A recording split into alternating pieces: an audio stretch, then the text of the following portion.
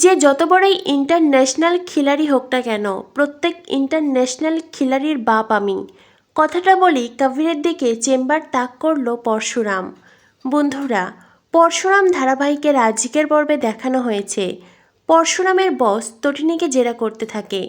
তটিনী পরশুরামের বসকে সাফ জানিয়ে দেয়, আপনি সিসিটিভি ফুটেজে যেই মহিলাটিকে দেখাচ্ছেন সে আমি নই, আমি এই ধরনের শাড়ি গয়না পরিনি।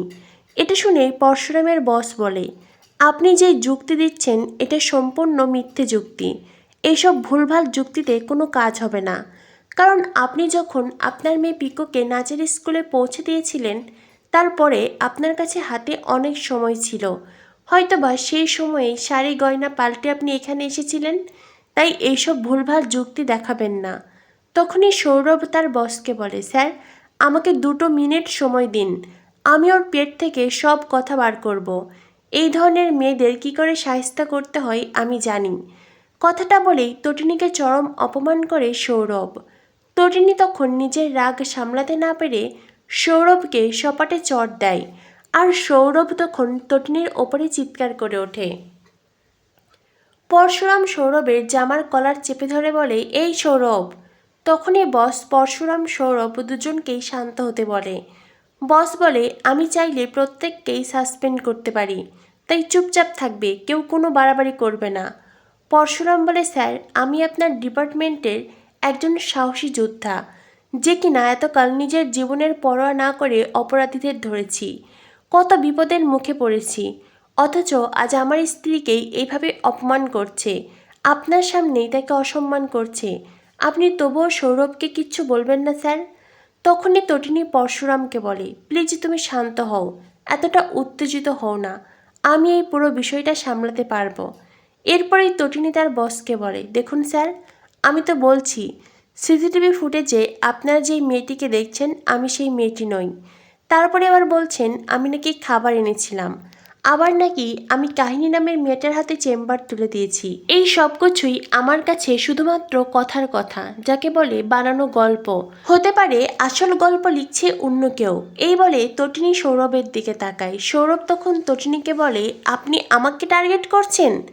তখনই তটিনী বলে, একদম চুপ, ভুলে যাবেন না আমি কোন ডিপার্টমেন্টে আছি। তখনই সৌরভ বলে, আপনি কোনো ডিপার্টমেন্টে নেই। পরশুরামের বস বলে, হ্যাঁ আমরা খোঁজখবর নিয়েছি, আপনার পরিচয়পত্র সব কিছুই ভীষণ রহস্যজনক। তখনই পরশুরামের বস তটিনীকে বলে, শুনুন ম্যাডাম, একটা কথা আপনাকে জানিয়ে দিচ্ছি, 72 ঘন্টা সময় দিয়েছি। এই 72 ঘন্টার মধ্যে যদি পরশুরাম কাহিনীকে গ্রেফতার করতে না পারে, তখন আমি আপনার বিরুদ্ধে ব্যবস্থা নেব, আপনাকে কাস্টাডিতে নেওয়া হবে। এই কথাটা শুনে তটিনী খুব নার্ভাস ফিল করে। অন্যদিকে দেখানো হয় জিৎ মুখার্জির স্ত্রী তটিনীর মাকে বলে, আমি বলেছিলাম তো ধর্মের কল বাতাসে নড়ে, দেখছো তো তোমার মেয়ের সাথে কি হচ্ছে। তোমার মেয়ে তটিনী, ওকে ডিপার্টমেন্টে ডাকা হয়েছে, ওকে একজন ক্রিমিনালের মতো জেরা করা হচ্ছে। 72 ঘন্টার মধ্যে তোমার জামাই যদি ওই কাহিনী নামের মেয়েটাকে ধরতে না পারে, তো তটিনীকে ওরা কাস্টাডিতে নেবে। তোমার এই মেয়ের জন্য আমার চোখের জল ঝরেছে, আমার মেয়ে আয়ুষীর চোখের জল ঝরেছে, তাই তোমার মেয়ে তার শাস্তি পাচ্ছে। তখনই প্রাচী বলে, এই ধরনের কথা বলো না, প্লিজ বলো না, তাছাড়া আয়ুষীর সাথে বিজিতের বিয়ে না হয়তো ভালোই হয়েছে। আয়ুষী বলে, হ্যাঁ মা, হয়তো আমার চোখের জল ঝরেছে, কিন্তু তুমিই ভাবো না, বিজিতের মতন এত বড় একজন ক্রিমিনাল, তার সাথে বিয়ে না হয়ে তো ভালো হয়েছে। তখনই আয়ুষীর মা বলে, কেন রে, বিজিত একজন ক্রিমিনাল, তুই কি সেটা জানতি না? আয়ুষী বলে, জানতাম মা, জানতাম, তবে বিজিতের যে অতিথি ছিল, সে যে বিবাহিত ছিল, সে যে তার নিজের স্ত্রীকে শেষ করেছে, সেটা তো জানতাম না। তখনই আয়ুষীর মা বলে, শোন, বিজিতের লাখ লাখ কোটি কোটি টাকা আছে, আর যাদের এত এত টাকা থাকে না, তারা কখনো ক্রিমিনাল হয় না। তারা আবার কিসের ক্রিমিনাল রে? তখনই তটিনীর মা হাততালি দেয়। তটিনীর মা তখন আয়ুষীর মাকে বলে, যার মায়ের এমন চিন্তাভাবনা, সেই মা তার মেয়েকে তো ক্রিমিনালের সাথেই বিয়ে দেবে। তাই তো আজ আরাধ্যা কাবিরের মতন একজন কিডন্যাপারের স্ত্রী। এটা শুনে আয়ুষীর মা রেগে যায়। আয়ুষীর মা বলে, আমার জামাই কিডন্যাপার? আর তোমার জামাই কি? হ্যাঁ, তোমার জামাই যে কি সেটা ডিপার্টমেন্টে গিয়ে দেখো, মাথা নত করে দাঁড়িয়ে আছে। তখনই আসে জিৎ মুখার্জি। জিৎ মুখার্জি তার স্ত্রীকে বলে, তুমি এত তথ্য কি করে জানলে? আয়ুষীর মা বলে, কি করে জানবো না বলো তো, আমি তো তোমার স্ত্রী, ফোনে এত এত কথা বলছো, আমি কি কিছুই বুঝি না ভেবেছ? একবার ভাবো তো, বিজিৎ যদি জেল থেকে বেরিয়ে আসে, তোমার মেয়ে আয়ুষীকে কি ছেড়ে দেবে? বাড়ি থেকে তুলে নিয়ে যাবে, তোমাকেও শাস্তি দেবে। তখনই আয়ুষী বলে, কিচ্ছু করতে পারবে না মা, আমাদের জামাইবাবু আমাদের ঠিক বাঁচিয়ে নেবে। তখনই সেখানে আসে বাবিন। বাবিন বলে, কিচ্ছু করতে পারবে না, ওই পরশুরাম আর কাউকেই বাঁচাতে পারবে না। বরং এইবার পরশুরাম আর তার স্ত্রী ওরা নিজেরাই ফেঁসে যাবে, ওরা নিজেরাই জেলে যাবে। বাবিনের কথা শুনে দুশ্চিন্তায় পড়ে যায় তটিনীর মা। অন্যদিকে দেখানো হয় তটিনীরা বাড়িতে ফিরে এসেছে। আরাধ্যা তখন পিকোকে নাচ দেখাচ্ছিল। পিকো বলে, ছোটো মাসি তুমিও নাচ করতে পারো? আরাধ্যা বলে, হ্যাঁ আমিও পারি। কেন রে, তুই কী ভেবেছিলি শুধু তোর মাম্মিই পারে? তখনই তটিনী বলে, আরাধ্যা তুই এখানে? আরাধ্যা বলে, হ্যাঁ এসেছি, তবে আমি একা আসিনি, আমার সাথে ও এসেছে। এই বলে আরাধ্যা কবিরকে দেখিয়ে দেয়। কবির তখন রান্নাঘর থেকে চা বানিয়েছে। কবির বলে, আজ ভাবলাম আমিও শিবপ্রসাদ গাঙ্গুলির মতো চা বানাই, দেখো তো আরাধ্যা চাটা কেমন হয়েছে। এই বলে আরাধ্যার হাতেও চায়ের কাপ দেয়।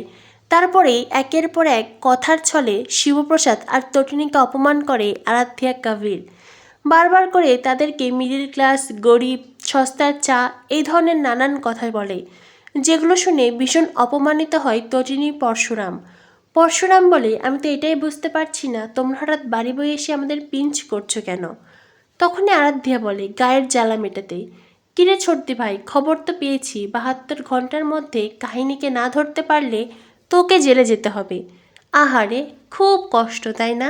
এবার বোঝ, কবিরের মতন ভদ্র পরিবারের ভদ্র ছেলেকে জেলে পাঠিয়েছিস তোরা। এবার নিজেরা বোঝ জেলে থাকতে কেমন লাগে। তটিনী বলে, চুপ কর তো, একদম চুপ কর। কবির ভদ্র বাড়ির ভদ্র ছেলে, ও ভদ্রলোকের ছেলে, ও একজন ক্রিমিনাল কিডন্যাপার। এই ধরনের কথা শুনে আরাধ্যা খুব রেগে যায়। আরাধ্যা তখন চায়ের কাপ ফেলে দেয়। এরপরে তটিনী বলে, এটা তুই কী করলি? আরাধ্যা বলে, কতই বা দাম হবে, 100, 150, 200? কবির তখন চায়ের কাপের দাম হিসেবে তটিনীকে কিছু টাকা দেয়। তটিনীকে অপমান করে। তটিনীও কবিরকে সপাটে চড় দেয়।